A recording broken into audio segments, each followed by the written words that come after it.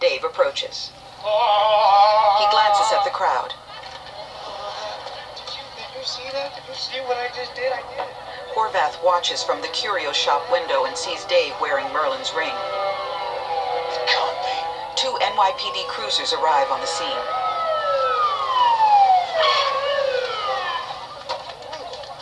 As 2 cops approach, Balthazar and Dave are suddenly dressed as policemen. Hey, what do you got? Did you see what happened here? You know what? Bottle rocket meets paper dragon in this Asian festival. Lit it up like a birthday cake. We got swamped with calls saying it was a real dragon. Between you and me, Cap, I think some of these folks were hitting the sake pretty hard. Sake's Japanese, actually. Balthazar lifts his brow. One of the cops stares at Dave, who tips his hat. Carry on. The officers head past the imposters. Sake's Japanese. What is? I was in character. Oh, right. Now, Dave joins Balthazar in his phantom. You may now return the ring to me. I'm a man of my word. You help me. We're done. Right. Dave eyes the ring on his finger. Balthazar watches him steadily. I'd like to learn some more. The sorcerer gives a pleased smile. We'll need a place to work. Somewhere under Horvath's radar. I think I can help with that. Balthazar's car pulls away, leaving Chinatown behind.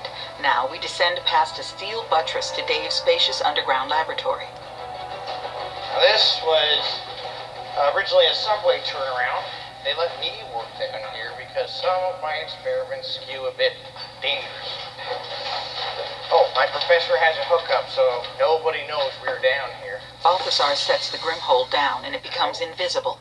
I didn't have a chance to give you this before. You're in Cantus.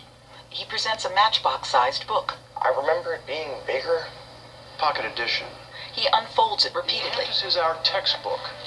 The art, It doubles in size each time. science, history of sorcery, including our recent history as well. He gives the now enormous tome to Dave, who buckles under its weight. Oh, come on. Balthazar opens it to an illustration. There you are. It depicts Dave in a cowardly scream. Oh. Before we can put Horvath back inside the Grimhold, we must first turn you into a sorcerer, which begins now. Step back. He telekinetically moves equipment I aside. really was doing Eyes stuff. open. Mouth closed. Dave obeys. Standing in the center of the turnaround circular platform, Balthazar raises his hands. The lights dim. The sorcerer flourishes his hands. Green flames erupt around him. Balthazar wills the flames down to the level of his waist, then guides them with his hands. Fiery lights trail green mist as they sear curving lines into the brick floor. They form a pattern of 6 small circles, each contained in their own wedge within the larger circle. Balthazar stands in a 7th small circle at its center. This is the Merlin Circle. It focuses your energy, helps you master new spells. It is where you will learn the art. Step inside, you leave everything else behind.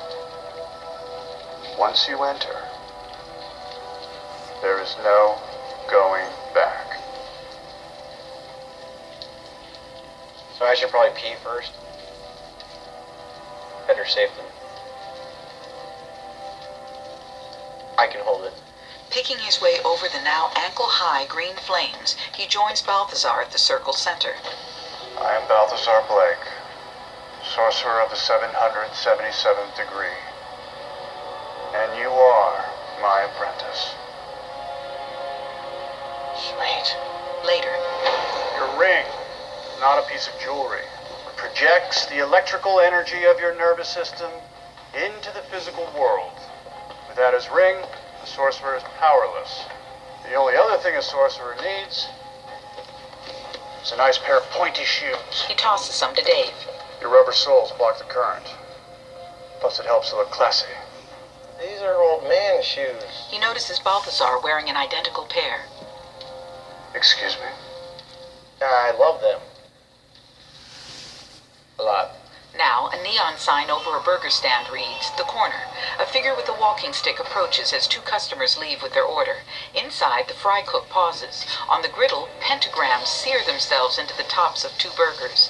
The cook looks over his shoulder at the customer window. Later, he stands with Horvath.